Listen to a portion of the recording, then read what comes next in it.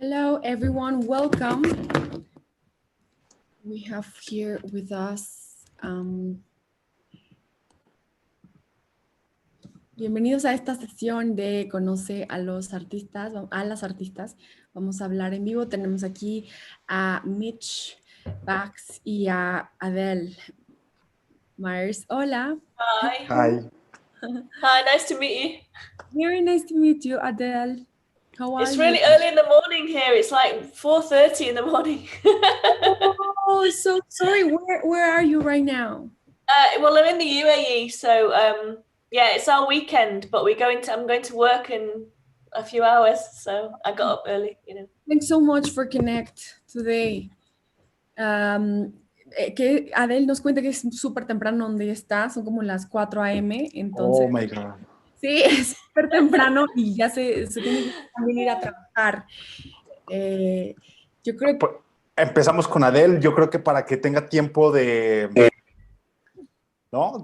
Sí. de ir a trabajar, entonces podría ser, pero hay que dar la bienvenida también a las Sí, demás participantes. Claro, pues les damos la bienvenida. Welcome, girls. Wendy, sorry, Mitch. Hello, Mitch, Max, and Hello. Adele. Welcome. I'm going to be translating Estefania, and this is Carlos. Hello from Mexico. What time is where you are right now? Yeah, because Adele was saying that it's 4 a.m. at her place Yeah, right now. 4:30 here. Yeah, it's 12. Yeah, it's 12:30 in the morning. 12:30 a.m. in UK. Okay, cool. Okay. Mitch. It's 4:30 here. Okay, In p.m. Vancouver. Súper, pues les presento a los artistas. Tenemos a Wendy Pye, son las 12 del día en UK. Mitch está en la tarde en Vancouver, 4:30 p.m. y Adele 4:30 a.m. Vamos a empezar, si te parece, Carlos, con Adele. Sí, totalmente, para que tenga tiempo de prepararse y descansar un poquito. Sí, vamos. Well, since Adele has to go to work, we are going to start with her, but this is a question for the three of you. Adele, can you talk to us about your piece? How did you come with that idea? How did it started, the poem, or was it the dancers? Yeah, can you talk us about it? Yeah, sure, thanks. Yeah, it was a commission actually from the Poetry Society in the UK. Every year they run a competition, international competition actually. And the 3 winners and the 7 commended poems are usually given over to filmmakers, and it's the second round that I've done of this this commission. And so I didn't choose the poem. Well, actually I did choose the poem in this round because they gave us all the poems. So I chose this poem, and because I'm already in the UAE, I had to source everything in the UAE. So I'm teaching here. I teach filmmaking to Emirati women in one of the universities here, and so we shot it in the kind of black space, filming space in the college. And the dancers are from the UAE. Well, one guy's from Kerala originally, but they lived in the UAE. So sourced them here, and I'd already done a dance piece sort of poem film previously, so it kind of lends itself to very abstract poetry if it's kind of dance orientated. And the poem itself is Patrick Errington is the poet, and to be honest, even in the English version, I'm not quite sure what it's about. It wasn't really very clear. As to the theme, apart from what I actually kind of gained from it was a relationship breaking down and not wanting to let go. So that's what I kind of worked with the dancers, and we looked at kind of pulling and pushing at a relationship, if that makes sense. And did you work with a choreography, or was improvisation through the theme or through the poem? Well, I actually studied dance, so my first degree is in contemporary dance and visual arts. So I'd kind of thought about some of these the push and pull techniques of a kind of relationship not wanting to let go, looked at magnetic kind of forces, and then worked with the dancers, gave them some kind of notes, and then they came back to me with some moves, and then we shot them differently, because when you're shooting dance, it's a little bit different than shooting a live performance, you know, kind of repeating areas and looking at different body parts. And so it was an interesting process. Okay, I'm going to translate you, Adele. Yeah. Okay, thanks. Bueno, Adele nos comparte cuál fue su proceso y ella nos cuenta que de hecho fue un trabajo para la Sociedad de Poesía, Poetry Society. Y ella es maestra, da clases de cine, ¿no? Nos platica que también ella, pues de hecho viene de la danza, que estudió de hecho danza y ahora da clases de cine. Entonces que ella no escogió el poema se lo dieron a ella y con los bailarines, pues también con su background de danza, pues fue como empezaron a intervenir este poema, que ella no siente que sabe exactamente de qué habla, pero empezaron a trabajar como esta relación poética del el magnetismo, ¿no? Como el rechazo, aceptarse, todo esto. Carlos, y si te parece, yo tengo otra pregunta para Adele. Me interesa Sí, mucho totalmente. cómo hizo Adele esta fusión o cómo pasó del cine a la danza y si sigue como explorando estos temas, que yo creo que sí, porque lo estamos viendo en este videopoema, ¿no? Super, Adele. Another question. Well, I have now a question for you. How come, well, yeah, how is to work with dance and then with film, no? And how did you like mix it, or you just stop dancing, or yeah? Oh, you mean personally, how I got into film from dance? I wasn't very good at dance. I was kind of okay, but I hadn't studied it from, you know, being a small child. So I only started to dance when I was 15. So, and I think I'm more behind the scenes. Even now, I'm kind of nervous about being in front of, you know, a camera. So, yeah, I think behind the scenes is more where I kind of fit.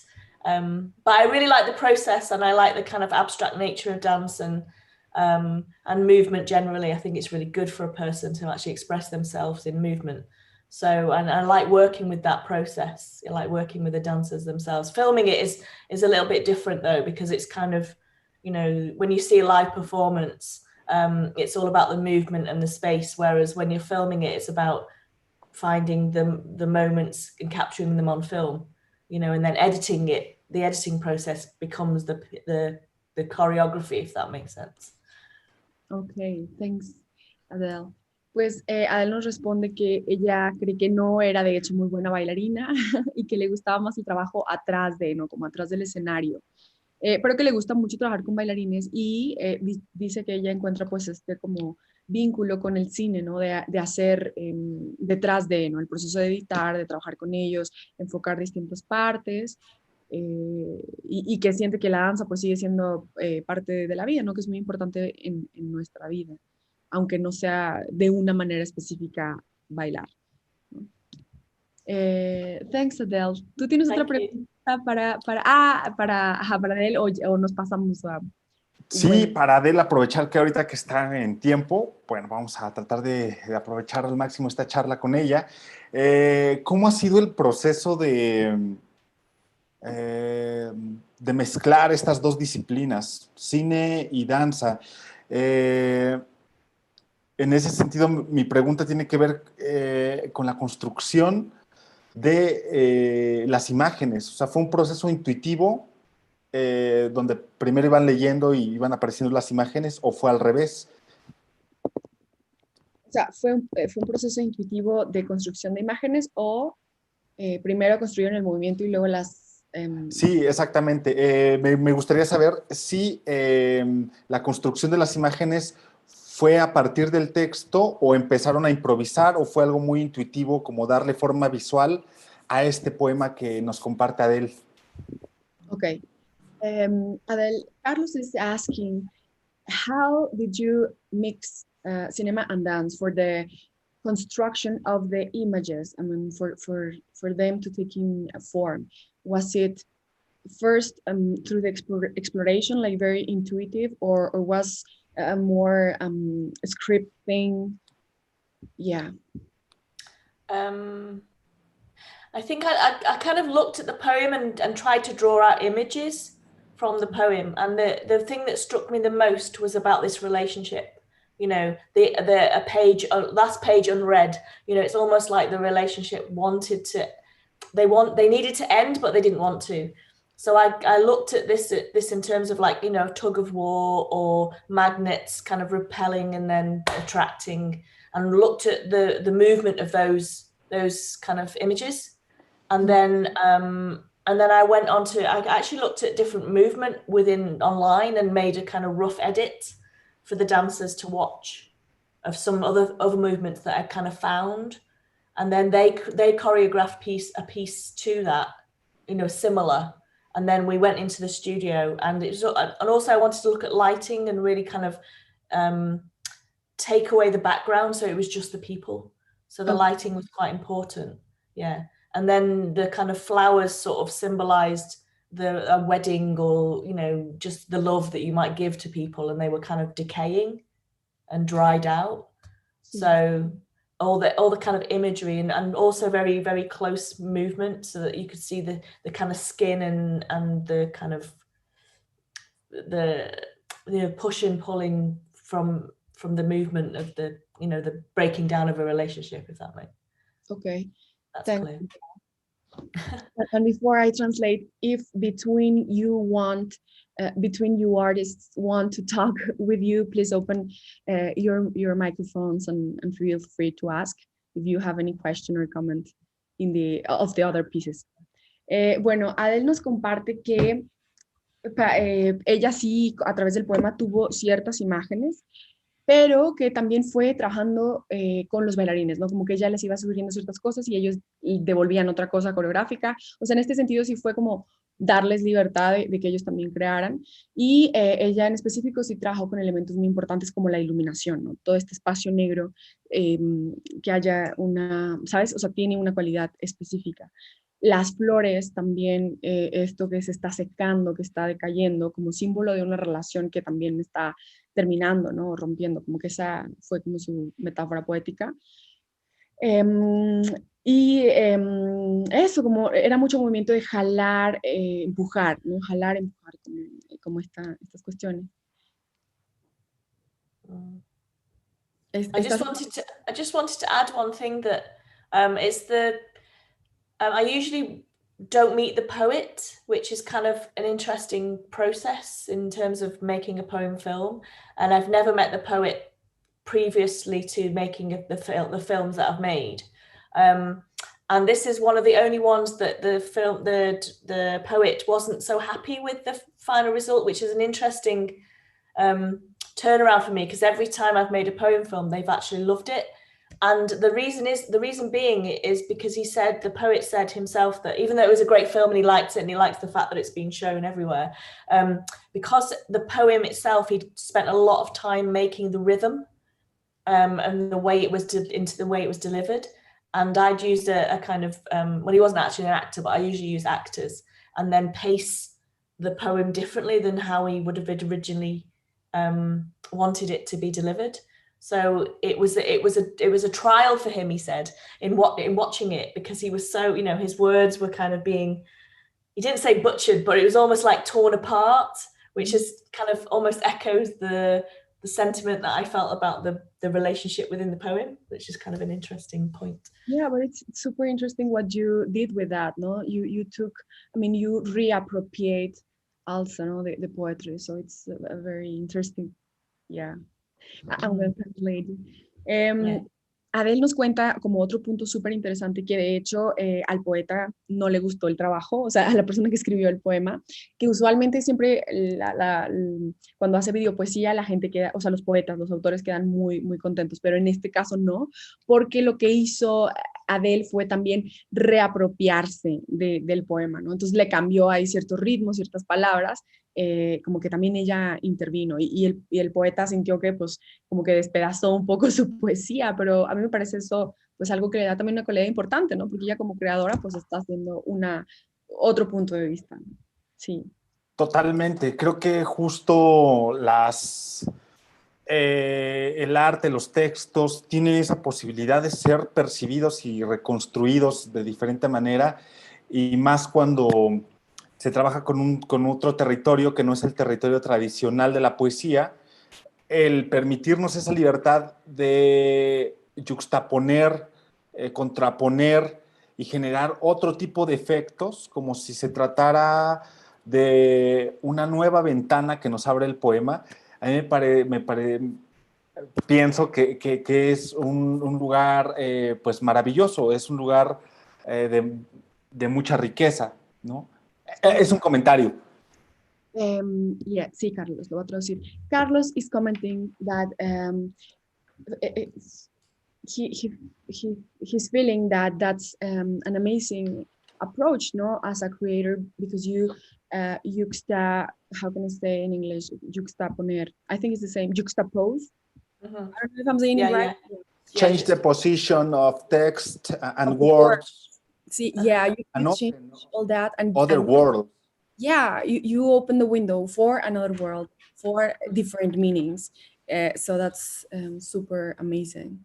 Yeah, I think it's definitely it's definitely an interesting process, and as a filmmaker, to take someone else's words and someone else's kind of imagery and then think about another story that you might be able to tell from it, but it's obviously your interpretation. So I didn't alter the order of the words. I think it was the pacing and, you know, where the gaps were, because I wanted to make a film of it, which, you know, he's written a poem and he delivers it as maybe a recital, but then I took the words and the meaning in terms of my interpretation and then put it into a film context. And of course, the words to me needed to have more space, whereas he would have delivered it in a maybe more traditional rhyming sense, you know, a kind of poetry sense.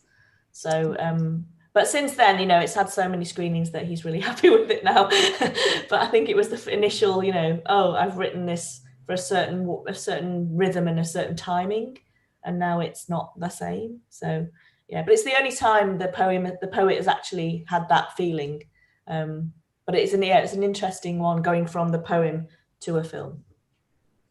Wow, but you totally change this traditional way of poetry, and I think poetry it's also a concept or something that it's changing and evolving and expanding, no? So I don't know, I don't remember, I don't know if Pablo Neruda, honestly, but he was saying that at the moment that the poet delivers, it doesn't belong to him anymore, no? So yeah, I think that's amazing that the poetry could have many lives, no, many interpretations.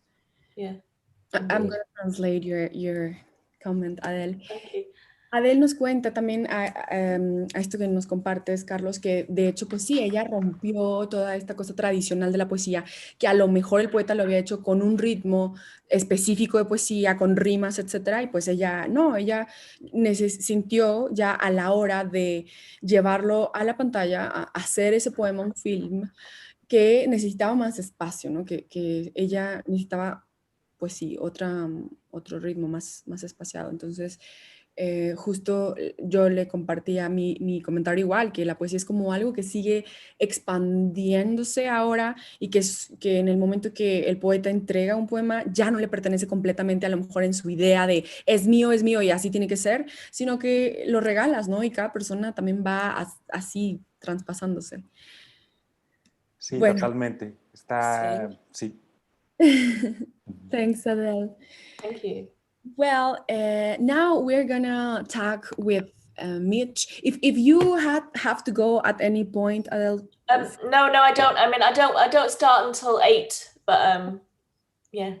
Thanks a lot for waking up this early. Wow, we really appreciate that. Yeah, I mean, this whole scenario is quite bizarre, but it's quite nice that we can actually do this, you know, do this live and still have artistic practice.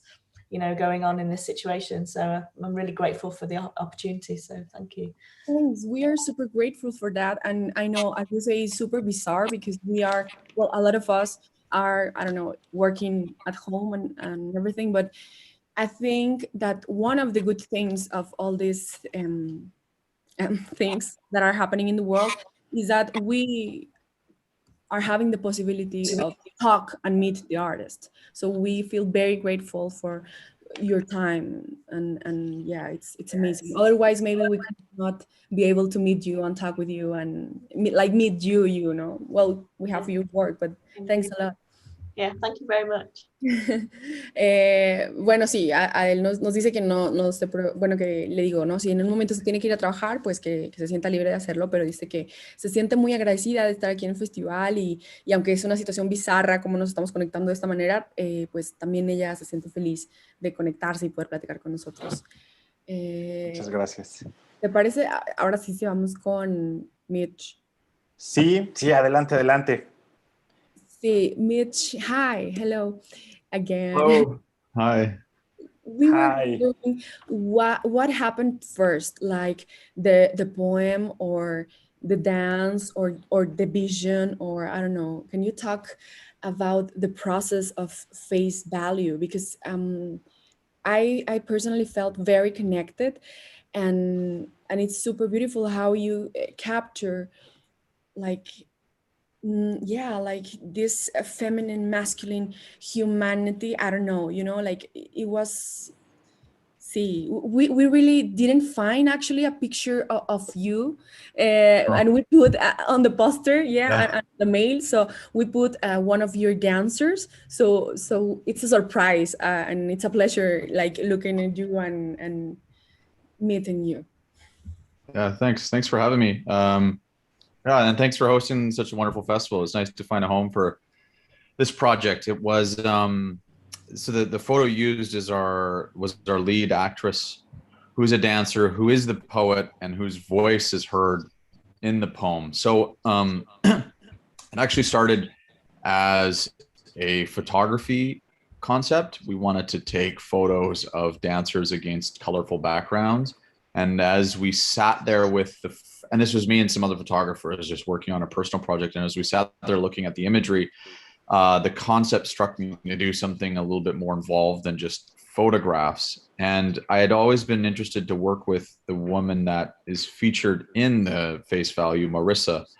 And I'd always liked her poetry. So I was trying to come up with a way to combine the two. And so I wrote a concept basically using the photography idea that we had about people lying on colored fabric. And then I tried to come up with the story behind that. That story being just essentially people finding themselves inside the gray monochromatic world that surrounds them. And then if you look deeper behind that, you'll see that an individual is more than just what you perceive at face value, which is this like colorful version of themselves inside of who you are. So the visuals were created first in the story. That was the story. And we knew what the overarching story was. After everything was done, Marissa sat down and watched it and then wrote the words to the images. So the poem actually came after the film in the studio. So I knew that she was a great writer. And after we did, I'm sorry. That was so after we had it shot, we sat in a sound recording studio, and she had 2 weeks of writing, and I heard it for the first time in the moment when we were going to record it, and it was great. I was like, this is fantastic, of course. Maybe, knowing that we would massage the words, or as Adelaide, I'm sorry, I just want to make sure I get your name right. Adelaide? Adele. Yeah, as you said, how I liked what you said about your poet, how he thought about what you did with the words afterwards. And like any kind of like filmmaker looking at a script, it always changes. Like the words on the script don't always translate to what the image was. And the writer or poet is obviously going to have their feelings about what that translation is.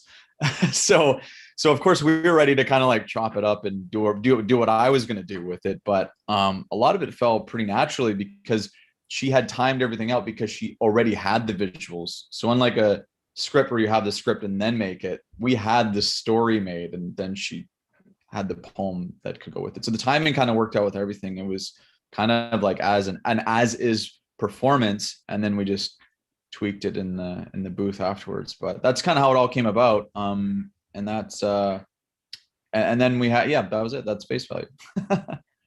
And another question before I translate you. And the dancers, were they improvising or yeah? Mm-hmm.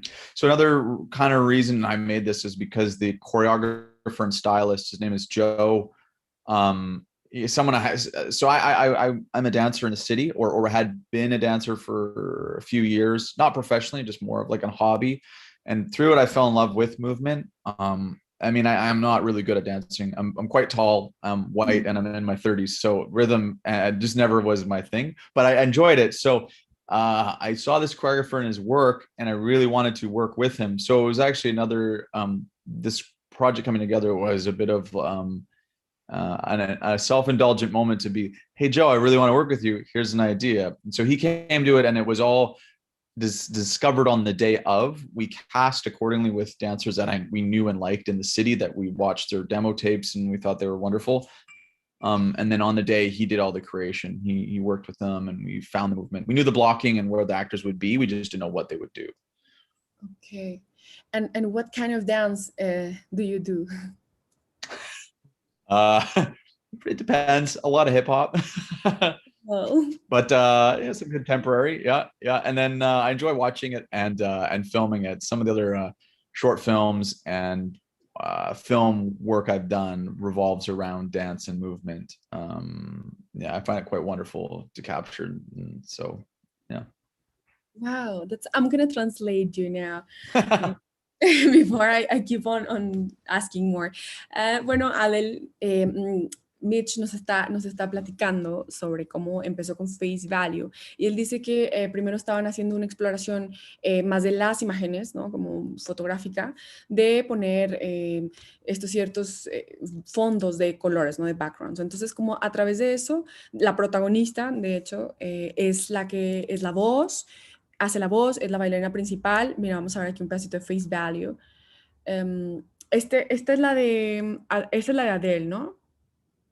Ah, no, es Face Value, sí, este es Face Value. Ajá, entonces tiene estos backgrounds, y la protagonista, que es la bailarina principal, también es la poeta. Ella escribió casi que en tiempo real el poema, y también es la voz que escuchamos en esta pieza, ¿no? Entonces, trabajando con ella, dice que fue muy genial porque ella tenía la idea de las imágenes, y luego escribió este texto, y casi que Mitch lo escuchó por primera vez antes de filmar. El coreógrafo es un amigo de él, nos cuenta que él también baila, que no es muy bueno porque es muy alto, ¿no? Y no lo hace, a lo mejor también dice, pero le encanta bailar, y baila hip hop y también danza contemporánea, le encanta ver. Entonces, bueno, trabajó con esto, el coreógrafo trabajó con los actores bailarines en el mismo día, el poema también estuvo hecho en el mismo día, y mira qué increíble quedó. Yo, pues eso, sí, ahora fíjate, me da también mucha curiosidad cómo de alguna manera se reúnen, ¿no, Carlos? Esta mezcla de danza y cine, o cine que termina en danza, o danza que termina en cine, no sé, esto se me hace muy padre como esta plástica. Sí, totalmente. O sea, creo que el trabajo corporal y de la danza que estamos descubriendo ahora, pues básicamente sí ha roto unos límites, unas fronteras de las disciplinas clásicas, donde no podían cruzarse, y hoy día la danza y el cine parece que van de la mano, ¿no? O sea, parece que la danza le está enseñando al cine a explotar la energía de las imágenes. Incluso el mismo cine es una coreografía, ¿no? Con la cámara, y también en los formatos más antiguos era cómo hacer bailar los stills, los fragmentos. Entonces, si quieres traducir eso, Steffi, para... Bueno, Carlos is saying that it's amazing, and we were commenting how cool is that, again, dance and filmmaking is, you know, like happening together. Maybe, yeah, since the history of cinema, Carlos is saying that like filming is a kind of a dance, kind of a choreography, you know, like, and the order of the space, the order that even the editor put the stills and everything and all the images and everything. So it's amazing how this, like, how can I say, the filmmaking is feeding from dance somehow, you know? Maybe not in a traditional way, but now, well, especially in this experimental filming, poetry filming, it expands, no, the possibilities between disciplines and between reflections and everything. Y creo que es una pieza muy poderosa porque creo que nos sentimos identificados todos. Parece que es nuestra voz interior la que nos está hablando a nosotros, ¿no? Eso es algo que me sorprendió muchísimo, y también toda la energía que nos hace sentir la propia pieza a través de las imágenes y incluso los escenarios un poco más oníricos, ¿no? Es como entrar en nosotros mismos, pero también en el imaginario colectivo, que nos vemos sobrepasados por un estándar social que apela hacia el miedo y hacia la confusión, y realmente en nuestro interior es una constante de buscar claridad. Sí, claro, que es también lo que Mitch decía al principio, como él sabe, bueno, el poema y las imágenes, toda esta combinación hace que nos demos cuenta que somos mucho más en el interior de lo que aparentemente es nuestro valor. Sí, ¿Eso lo quieres traducir, Steph? ¿O sí. ya está como muy redundante? No, sí lo voy a no te traduzco. Well, Carlos is commenting that, as you say, Mitch, he felt very like inspired, like how society always wants to put us in a box in certain, things that are possible for us, and living through fear, and this complete experience of this film, kind of a dreamy feeling of like a inner trip, no, like a trip inside.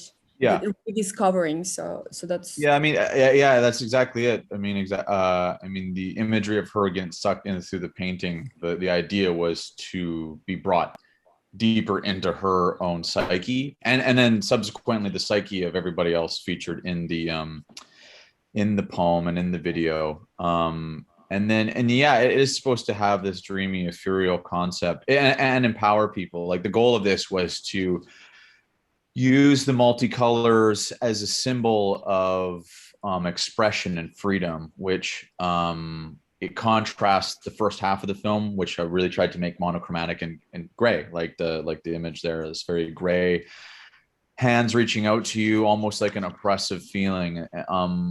And then when you look deeper, you can find like the true meaning in what you want with life, and how you express yourself. You know, I find so much that in dance and in poetry, how an individual expresses themselves through this art form, and it says so much more about them than if you just see them and perceive them by the way they dress or the way they look, their skin color, the way they act.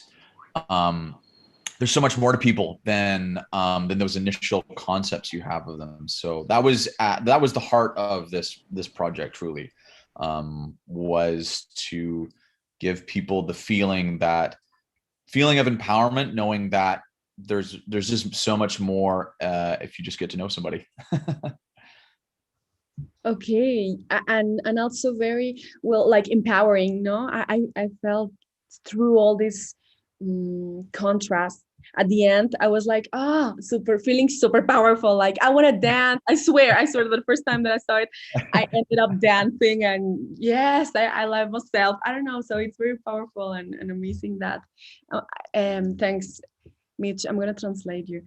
Dice Mitch que justo esa fue su intención, Carlos, y la audiencia que nos ve, que él quería como que las personas se dan cuenta que hay mucho más de nosotros, y como que estos contrastes que vemos al principio, trabajando muy monocromático, ¿no? Con todo, y cómo al final es una explosión de color, y es el corazón de la pieza realmente, que somos mucho más de lo que nos dicen que somos, más allá de lo que como nos vemos, de nuestro color de piel, ¿no? Todas estas posibilidades del ser como que se van liberando y es también lo que comentabas, dice Mitch, que es justo eso lo que quiso hacer, como quería compartir este sentimiento de otro valor verdadero.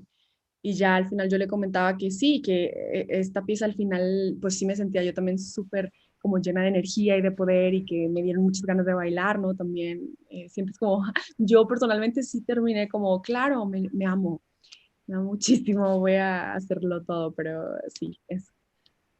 Y realmente yo pienso que es un llamado a la emancipación y a la subversión personal, ¿no? Sí, Eh, eso, eso. A la emancipación ¿qué más me dijiste? Y su versión. Es una pieza subversiva en sí misma por el torrente energético, pero también eh, eh, por el viaje interior que Presenta. destruye totalmente el modo operacional Al que de estamos. control de la sociedad, ¿no? Sí, sí. Well, thanks a lot, Mitch, for this call to personal emancipation, as Carlos is saying now. No, this energetic torrent of subversion of inner power, inner strength. Uh, you totally, I mean, we totally feel the essence. So it's amazing. Hear Oh, you great. and know that. Oh wow, yeah. Oh, great. I'm glad you got that feeling. That's exactly the idea I wanted. And what Perfect. a talented crew! I mean, of all the team the dancers, you, the writing, the photography, all the elements are like super beautiful. Thank you very much. We had there's so many great people that worked on it. Had a great producers, cinematographers, a dear friend of mine. And then, like I mentioned about the dancers and the choreographer, people that I'd been wanting to work with. And I felt like this, sometimes filmmaking is just the passion of bringing together artists that you like. And in this was a great example of me knowing 5 or 6 people, not just the dancers and the poets, but like a team of people that I liked their work and slowly piecing together the time and the energy to make it happen. We actually waited 2 months to shoot because Marissa, the girl, the lead girl, she was busy, she wasn't ready. So everything else was ready, and we had to make a decision if we should recast and find somebody else. But I was so adamant that this was the right person for the film, and I'd never worked with her or met her before. But just knowing that feeling, we waited and pushed, and it worked out. And I feel like filmmaking can be like that sometimes if you just really want to work with certain creative energies. It'll just happen. Or rather, if you make it happen, the results can be fantastic. Totally, yes. You make it happen, and yeah, it's a very intuitive process, no? I guess that I'm hearing you. Gracias. Dice Mitch que yo le comentaba que también pues qué talentoso, ¿no? Crew, que esta colaboración, porque pues todo está bellísimo, la poesía, las imágenes, los elementos, los vestuarios son impresionantes. Entonces, él dice que sí, que él tenía como muchas ganas de trabajar con esta energía creativa, como de ciertas personas, y que de hecho la bailarina principal en un principio no estaba lista y tuvieron que esperar un poco más, y como que se enfrentó a la decisión de qué hacemos un nuevo casting, pero que él también confió y decidió esperar, y pues ahora se da cuenta de este resultado, ¿no? De reunir toda esta energía creativa, y creo que le quedó muy, muy hermoso y potente. Y la cantidad de símbolos que también hay, ¿no, Estefanía? Hay unos símbolos de un mundo mágico. Sí, que desborda totalmente los límites de la realidad, ¿no? Sí, pero es otra invitación a vivir la realidad también. Sí, o sea, como que se contraponen dos mundos, pues, ¿no? Ahí es fantástico. Yeah, yes, it's fantastic. This magic happening, and we are really happy to have your work in our festival. Remember, the people that are watching, remember that is watching us, remember that we are going to leave this extraordinary selection in our Vimeo channel, so you can share it with your friends. It's going to be there for limited time, so you can enjoy with all the quality these beautiful works. Bueno, si te parece, pasamos ahora con Wendy Pie. Sí, vamos con Wendy. Okay. Hi, hello, Wendy. Hello, hi. Sorry, I had problems with my internet connection. Don't worry. Are you fine now? Yes, I just had to move rooms closer to the room. Yeah, modem. Yeah. I think that's like a daily situation nowadays. Things with internet. Yeah, because it's late here as well. Sometimes it goes down in the night. I think they're doing maintenance, but yeah, it's okay at the moment. Thanks a lot, Wendy. Can you share us about your process, about your video poetry? This was the first film sort of poetry collaboration that I've done. So my background's in photography, and I've recently been getting into sort of more video making.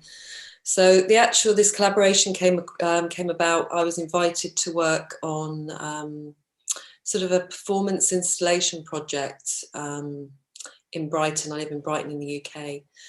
And it was based on Hans Christian Andersen's Snow Queen story. So we took over this space, which was a basement of an old Regency townhouse in Brighton. And we, on winter solstice a couple of years ago, we staged this performance. So I collaborated with a visual artist called Dagmar Moravitkin, and we transformed the space with projections. And she's an artist who works a lot with textiles. So she actually did these sort of wing creations that you see at the beginning and the end of the poem. So from this installation, the poet, Maria Yashdrenska, who's a Polish-English poet, she got further funding to do a live literature tour based on this performance and the Snow Queen. And she invited me to do the film poems so that there would be something that existed of the piece beyond this live literature tour. So she wrote the poems, she gave them to me, and she just gave me free range to do what I wanted. So it's kind of interesting what you said earlier, Adele, about I kind of felt a little bit worried that she wasn't giving me more of a brief to begin with, but she just said, no, I'm just intrigued to see what you do with the poems and how you interpret them. So I decided to go back to the space where we'd done this installation. So the room is this old Victorian, it used to be the servants' quarters, and it's been taken over by this heritage centre, and they're restoring it back to how it used to be, but it's in the process of being restored. So it's got this sort of, just the walls are being stripped back and the window frames. So it was a great backdrop to work with. And I just decided to use projections. So I projected into the space some visuals, and it's a lullaby. And it was quite interesting when I did research into lullabies that, lullabies traditionally are soothing songs that parents often sing to their children. But actually, if you look at the lyrics, they're quite dark and creepy. So I kind of wanted to bring that sort of dark creepiness element into the piece. And so the sort of the theme behind it is one of the characters in the Snow Queen story, which is a young girl called Gerda. The lullaby is for her because she's in search of her friend who's been taken away by the Snow Queen. And there's a lot of symbolism in this fairy story, of isolation, loss, grief, migration. yeah, so that's sort of the background of the piece. And it's a triptych, so there's actually 3 poems that I interpreted. So there's 2 of the poems that sit alongside this. Wow, that's beautiful. You're totally right. Here in Mexico, it's super creepy. I don't know if it's worldwide or if it's a translation, but it's a song that it's like go to sleep, little boy, or the wolf will come and eat you. And it's like I was like super scared when I was a child. So yeah, but you're right. I haven't reflect on that. All the lullabies are super creepy. Yeah, it's kind of strange. They're quite dark. Yeah, they're supposed to be soothing. Okay. I'm gonna translate you, Wendy, now. Thanks. Wendy nos cuenta de este proceso de creación un poco de su pieza y trabajó también en colaboración con una artista, con una poeta, y ella de hecho hace la reflexión que a diferencia de los otros trabajos, ella recibió libertad total, ¿no? De esta persona que escribió, le dijo, tú haz la interpretación como tú sientas, y ella trabajó de hecho con 3 poemas distintos basados en una historia, en un cuento de la Reina de Nieve, ¿no? Reina de Nieve. Entonces, uno de ellos específicos es de uno de esos personajes que habla de, pues ella siente que tiene muchas lecturas, ¿no? De interpretación, como pues migración, soledad, aislamiento. Para el fondo, los lugares que ella estuvo proyectando estas imágenes, que también creó una artista visual que son parte de una instalación. Ella trabajó en unas habitaciones victorianas que están siendo remodeladas, o sea, son de la época victoriana real y están ahorita en remodelación, por eso hay muchas paredes así, ¿no? Como deconstruidas y tal. Entonces que pues fue el ambiente perfecto, el background perfecto para proyectar estas imágenes. Y el nombre, de hecho, Le Levi, si lo buscamos en su traducción, es una canción de cuna que se supone que los papás nos cantan a nosotros para calmarnos, pero ella hace la reflexión que en realidad, pues, cuando investigas todas estas letras son muy, muy aterradoras, ¿no? Entonces, tiene también como un poco de eso. Y yo le digo que sí, que de hecho aquí en México, no sé si tú te acuerdas, está esta canción que duérmete mi niño o si no el lobo te comerá. Entonces, pues a mí me daba mucho miedo esa canción. Entonces, bueno, eso nos está compartiendo. Siento que a mí de esta pieza como justo me gustó ese contraste que hay como magia en la oscuridad, pero también hay una parte como mística, ¿no? Como si es como de cuento, pero también que habla de uno, pues como con estas sombras, estos entes que están ahí conviviendo con el espacio o el espacio con ellos, no sé, como esta doble visión, sí. ¿Cómo ves, Carlos? Sí, yo disfruté muchísimo la pieza, creo que me pareció fantástico escuchar y aproximarme al gesto de dormir, duermen los ladrones, los asesinos, los alacranes, en los murciélagos incansables, ¿no? También del sueño. Eh, Generó una atmósfera. Me gusta mucho porque la voz y el texto generan una ambientación en la cabeza y cuando vemos las imágenes, pues se genera un contraste muy, muy interesante entre el texto y la imagen. Y en relación a eso, si quieres traducir, y ahorita le formulo la pregunta que tengo para pasar directo a ella. Sí.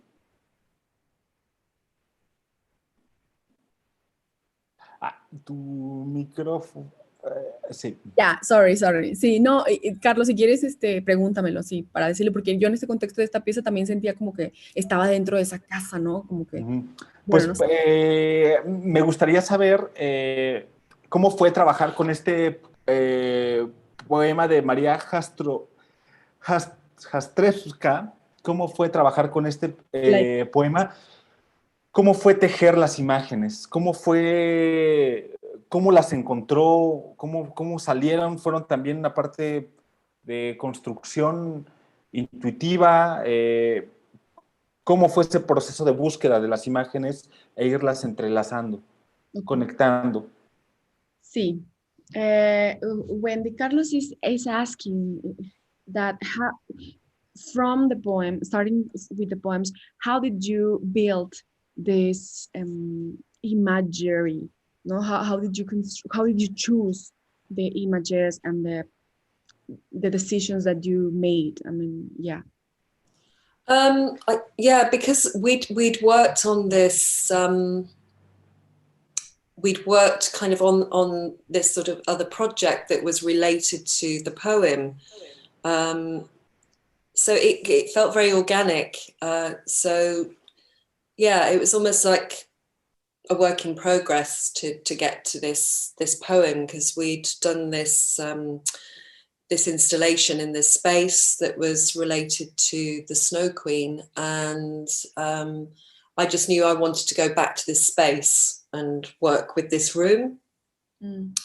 And you know, I was kind of a bit inspired by sort of Ingmar Bergman films and sort of old black and white, and wanting to work with sort of shadows. And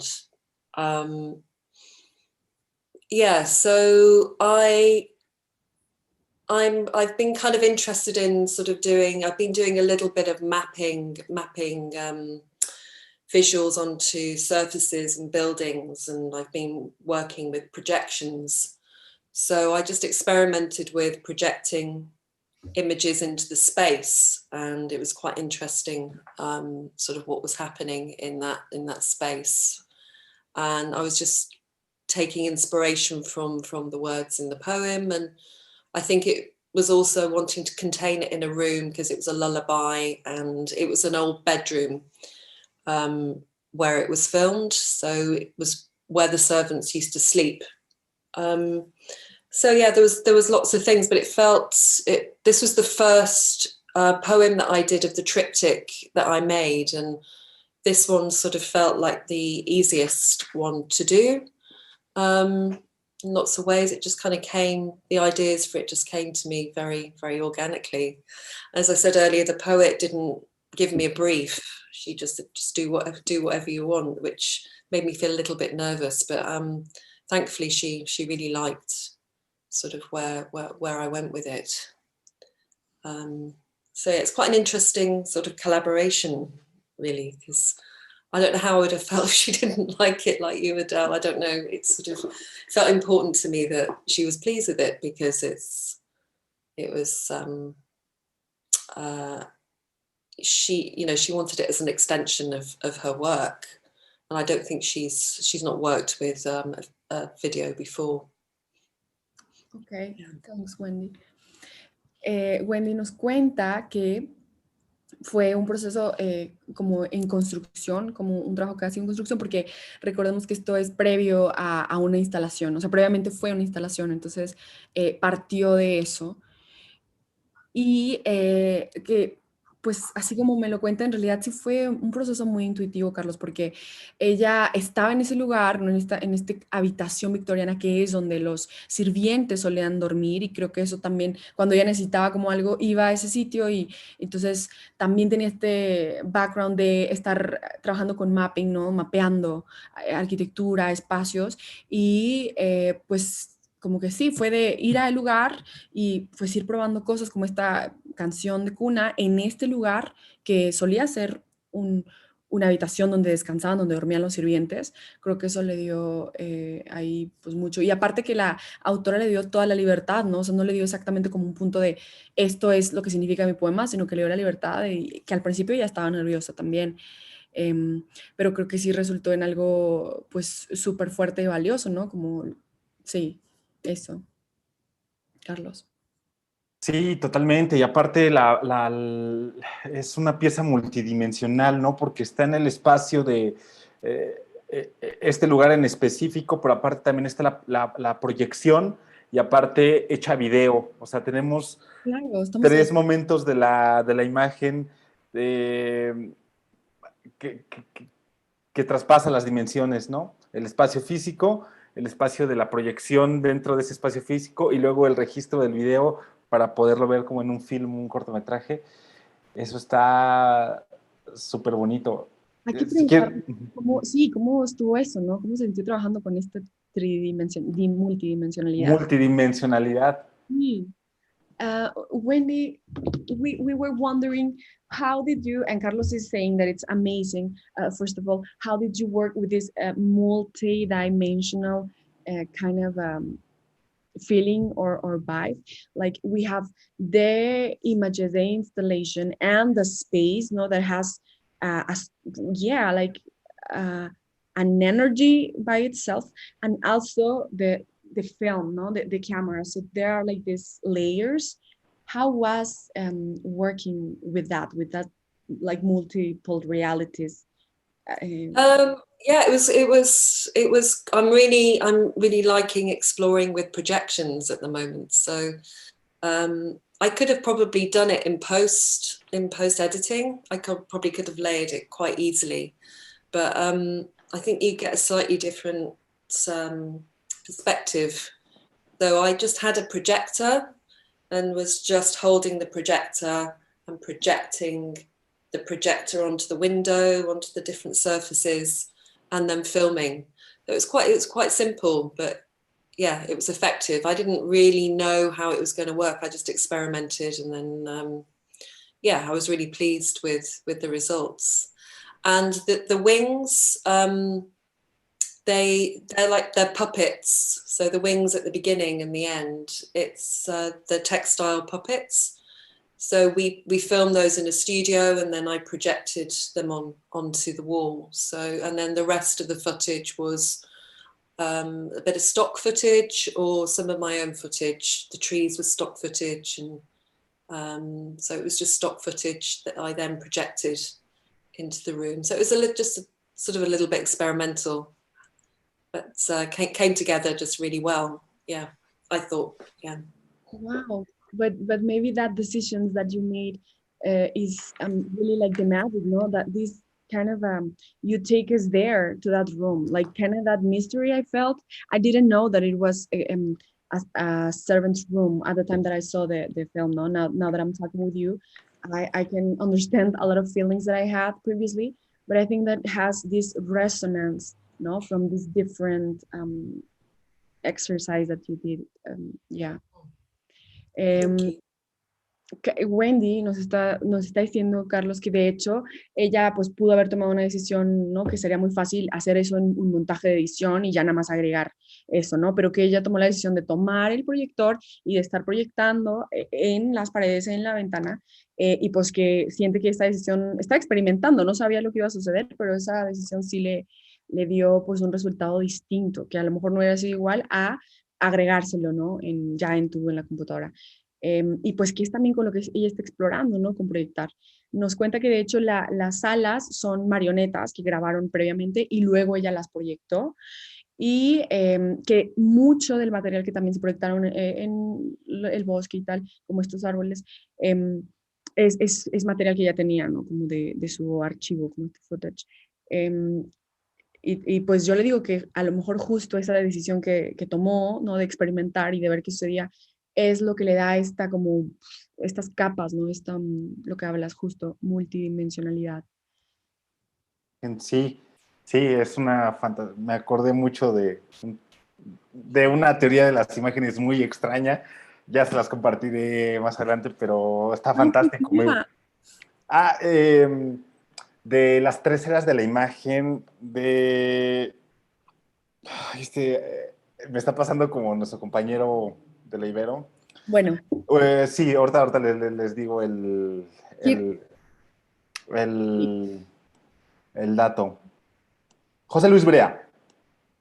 José Luis Brea hablaba de las 3 eras de la imagen y hablaba de la imagen film, de la imagen movimiento, de la imagen física, del espacio, la escultura, la pintura, en este caso la poesía, y la tercera, y había una tercera imagen que se las voy a decir en un momento más. Pero me acordé mucho, es que estaba viendo todo este rollo y me acordé de todo esto. Sí. Y bueno, ya nada más para terminar con Wendy y ya para hacer nuestra última ronda, yo quería hacer un comentario que tiene que ver con la deconstrucción también de los códigos que están en contacto con nosotros de manera muy inocente. Por ejemplo, estas canciones de cuna, que creo que en todos lados, y creo que incluso los elementos que parecen menos violentos son los que más cargas de miedo, violencia, y están construidos con artefactos peligrosos, ¿no? Un poco era el comentario que quería decir, que incluso aquí en México nos pasa, ¿no? Que todas estas canciones que tienen que ver con la niñez y con la infancia están llenas de códigos y de violencias, ¿no? Que son imperceptibles y que hay que descodificar un poco. Sí, sí fui, creo que me volé un poco, ¿verdad, Steph? Descodificó, sí, cómo desarmó esas imágenes, esas canciones, esas imágenes. Sí, que en lo imperceptible está las mareas más grandes de violencia también, un poco, ¿no? Como un comentario, o sea, como la descodificación del film, Sí. de la canción, del track. Sí. Carlos is commenting, thanks everyone for keep it up while we were trying to remember the name of an author that he remembered by watching this film specifically, that he talks about the three eras of the image. And then he is saying that, what Carlos is saying, that is interesting how in this film, in this lullaby, he has the impression that you kind of work with a deconstruction of the codes, no, like the construction of the lullaby, of the space, maybe a lot of lullabies that are singing, or these stories maybe they have been told in an innocent way, but they have a lot of meanings. And like you said, no, this story of this girl that it's about immigration, about isolation. So it's a very present thing in your film, in your work. Thank you. Thank you. Thank you both. Gracias. No, muchas gracias a ti, Wendy. ¿Quieres pasamos ya a nuestra última ronda para que nos alcance el tiempo para Adele? Tres, Perdón. sí. Sorry. Sí, a una general para los tres. Sí, sí, sí. ¿Quieres hacerla tú, Steph? O... Sí. O sí, sí. Okay. Well, this is a question for the three of you. What can you share something about your your present references? What inspire you today? If you are reading something or creating something or listening something, or I don't know, films could be, I don't know, some inspiration that you can share with us and with the audience as an artist that you have.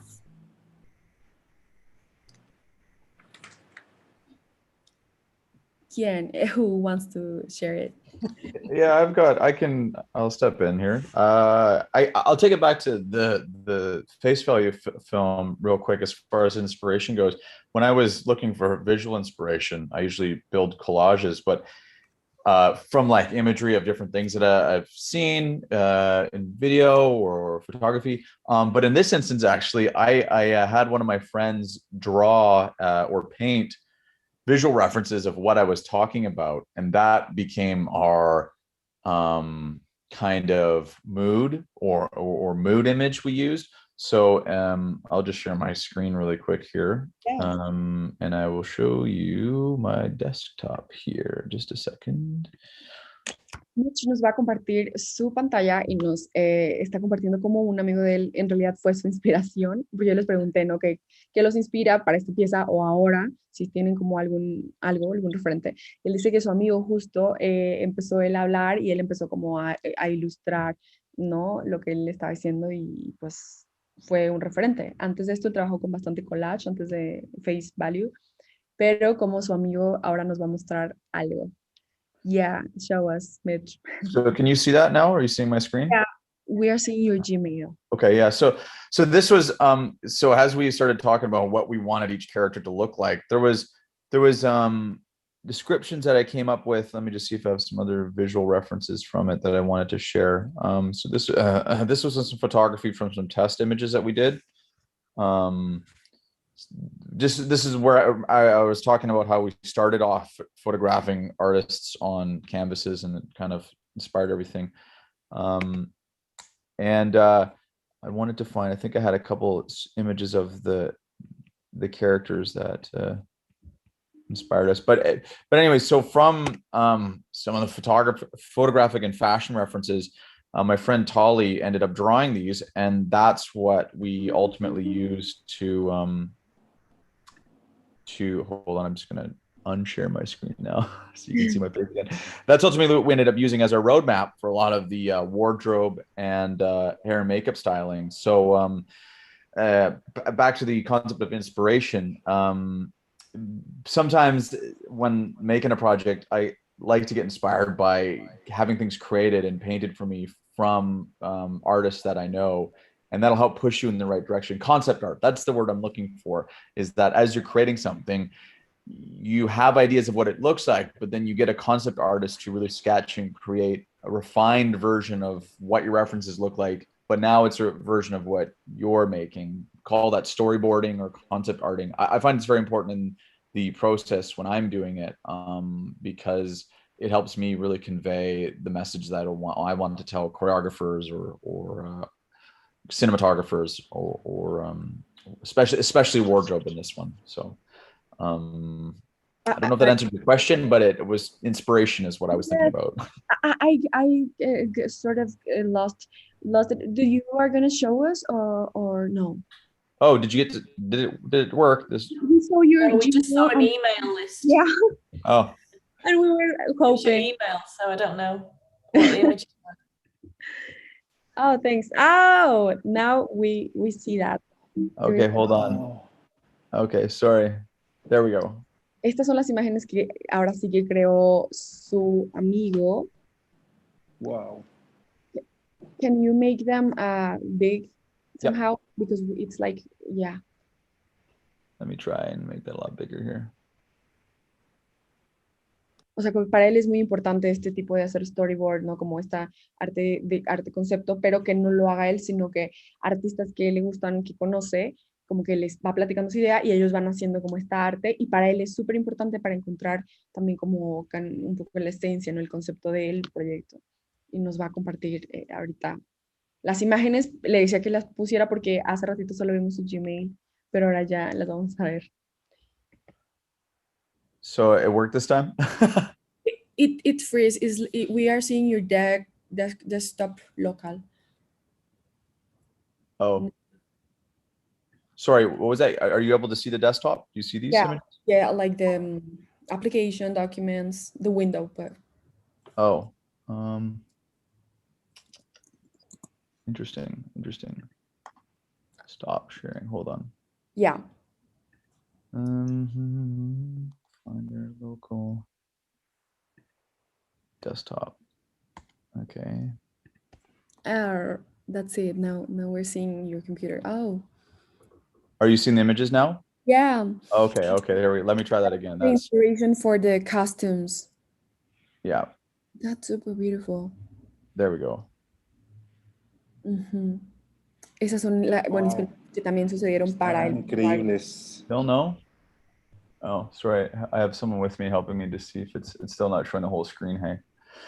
Oh, I'm sorry. I feel like my lack of technology with Zoom is failing me here. I'm sorry, everybody. Maybe what I can do is upload it to the festival later or something. But don't worry. We watch a bit of the image, so they're beautiful.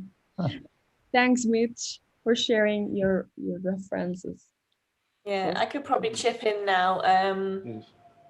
I must admit, because I'm in a completely different country, kind of completely taken away from my own original culture. I find it quite difficult here to find kind of the inspiration to make work that's that's my own sense of self, if that makes sense. So, and also we're really, really busy here. So often we don't get much time or, chance to even have a moment thought about, to create something. But there are some projects in the pipeline. So there's one that I've been looking at called Dance, and it's actually about a dancing abaya. So, the women here wear abayas and shailas, and it's about this dancing abaya. So I've been looking at movement and fabrics and how fabrics move within a space. So a little bit dance-like. And then another potential poem film that I'm looking at it's kind of about the universe and how the universe is talking to us through the stars and through the planets. That's the kind of poetry theme. So this one, maybe this is a little bit of a call out. I'm actually looking for collaborators, other filmmakers to do a scene from that and then pull this all together into one poem film. So I'm looking at just watching lots of films. I think that's mainly my inspiration at the moment, is watching films and looking how other filmmakers might approach a subject, how they might shoot it, how they might light it, and then and then incorporating some of that into my work. But I do actually collect things. Like I still have lots of flowers and lots of pots and lots of I tend to collect objects, and then they end up in the film. These flowers in this film were all the flowers that were given to me while I've been in the UAE, and I'd collected them all because because I'm a teacher here. Often the students will come in and they'll bring you flowers, or there's a special celebration and roses are given out. So I'd actually collected and kept them all. So all the flowers you see here were the ones that I'd had since I'd come from the UAE, since I'd arrived at the UAE. So That's beautiful. Do you have any flower near you, or is it too weird not to right ask you that?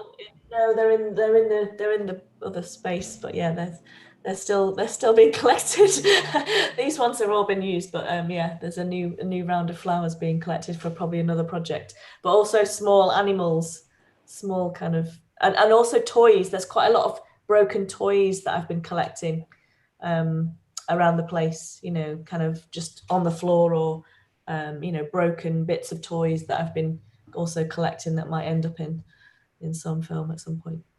And the toys are toys that you found, or did you sort of broken dolls and wheels from small cars and frisbees and stuff that there's often things that are just lying around, small shoes as well, children's shoes. So I mean that often that happens. There'll be a poem that'll come up and I've got all those shoes that I collected. So that's kind of Thanks. how sometimes my approach. If you can share with us the names of the films that you are seeing right now, the dance, so you can share it with the audience just in case. The second that you mentioned. Ones that are like off the top of my head, I can't think. I watch so many. Just watched. If you want, or I'm watching this. It's okay. I'm going to translate you, Adele. Thanks a lot. Yeah, translate and then I'll. Adele nos cuenta que, por ejemplo, ella en inspiración, pues sí, que está viendo mucho cine, ¿no? De hecho, también mucho cine de danza, de movimiento, donde se inspira como de ver la tela en el espacio, en el movimiento. Pero algo que me pareció muy, muy padre es que ahorita al final nos está compartiendo que en realidad todas las flores que usó para este video poema son flores que ella tiene, ¿no? Como que también colecciona cosas, ¿no? Entonces estas flores obviamente pues ya se usaron, pero que todas esas flores son como las flores que ya secas que ya acumuló que le daban pues sus alumnos mientras daba clases, ¿no? Como todo este periodo. Y pues acumuló todas estas flores. Y que sí, ahorita tiene flores con ella, pero en otra habitación, como flores secas. Que también colecta juguetes rotos que se encuentra, como pequeñas ruedas de carros, zapatitos. Wow. Sí, eso, sí. Increíble. Gracias, Carlos. Ahora vamos con Wendy, if you'd like to share something about it. Sí. Sure. Well, I'm So I get a lot of influence from photography, because photography is kind of my first sort of art that I've been doing for years.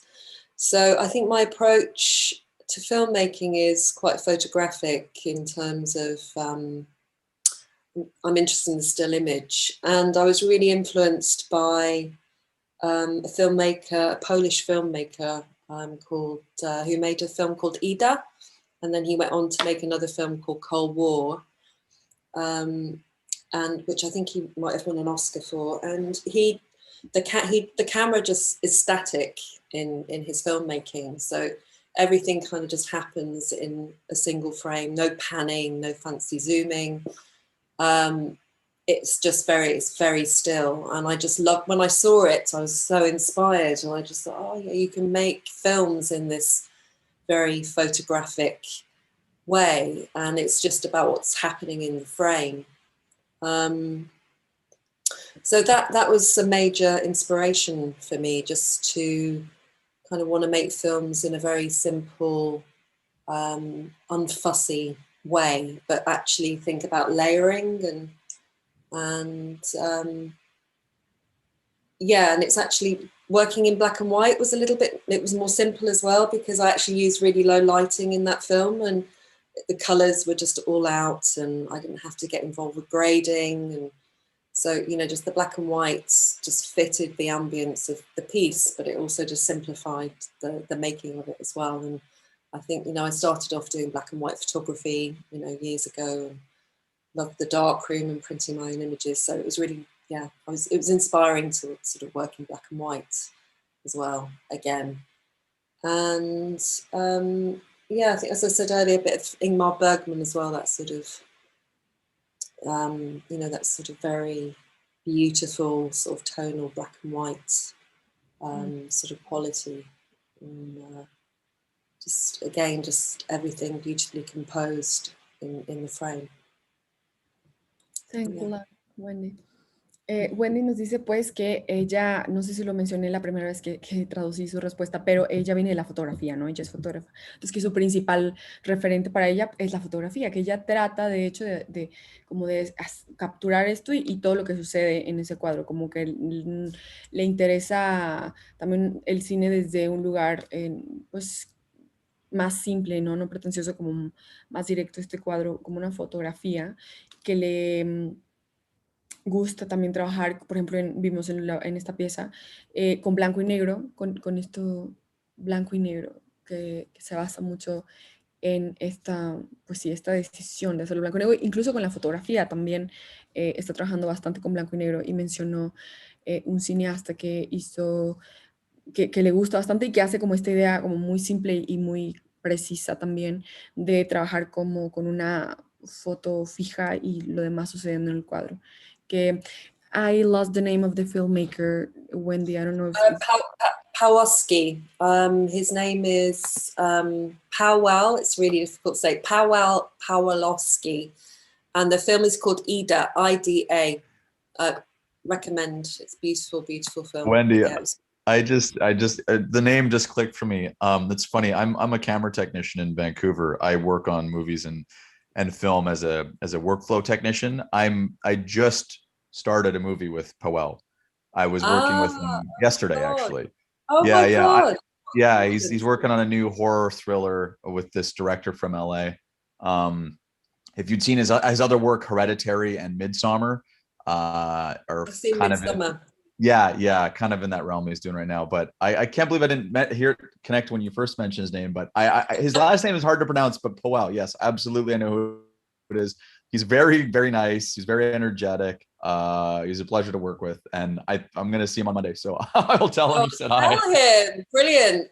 Yeah, I kind of, it's one of those things when I saw Ida, I wanted to write to him. I wanted to connect. I just was so inspired by, I think his director. He works with is he working with the same director of photography on the film that you're working? Because I think he works with the same. He is the director of photography. Ari Aster is the director he normally works with. Yeah, I don't know if Ari did the film you're mentioning, but I know he's done 2 or 3 with him already. But if you had any words you wanted to pass on, send me an email and I'll let him know on Monday. I will, Max. Yes, brilliant. Yeah, thank you. Amazing. What are the chances? I love these talks because, when this happens, can you please, I'm sorry, spell me again the letters of his name? Pawal.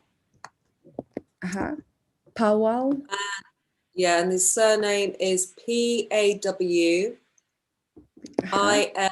Okay. Owski.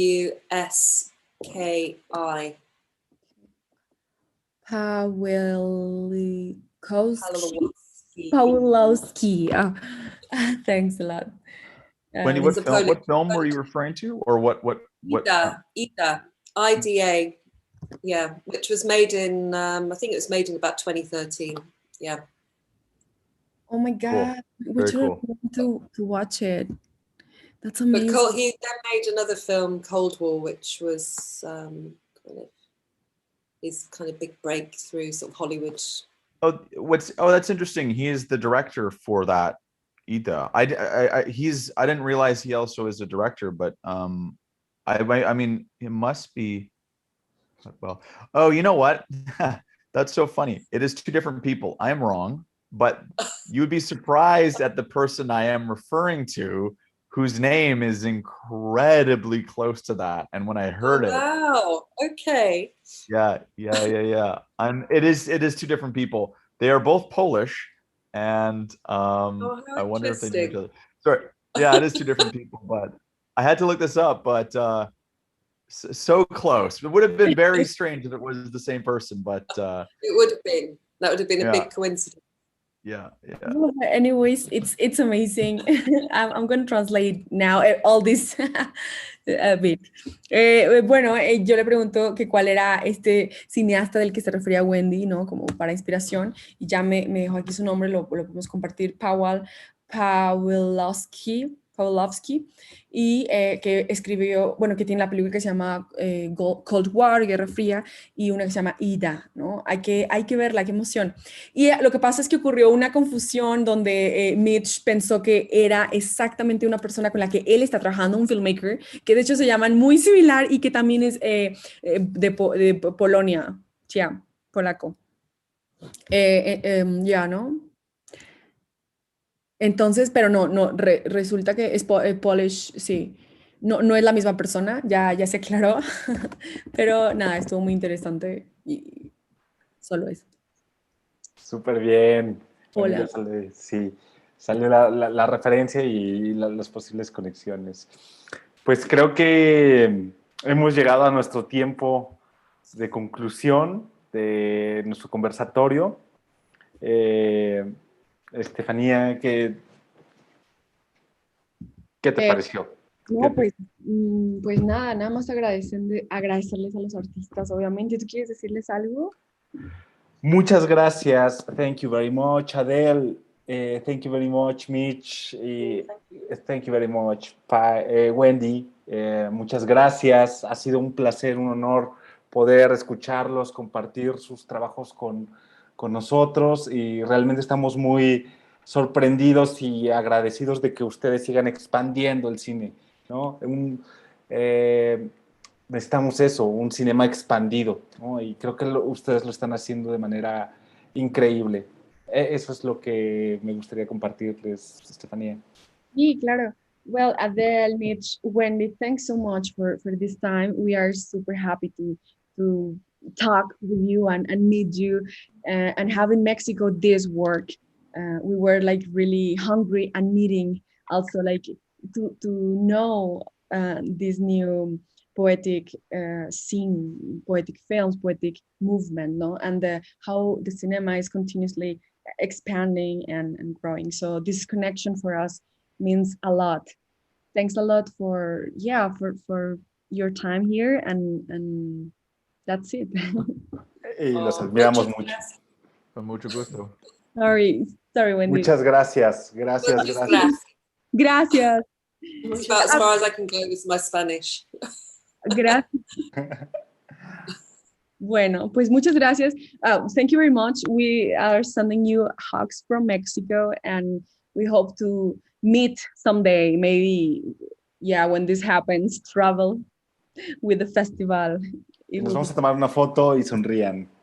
Oh yeah, we're gonna take a photo, please, a screenshot. So yeah, just for you, if you wanna, yeah, do whatever or just nothing.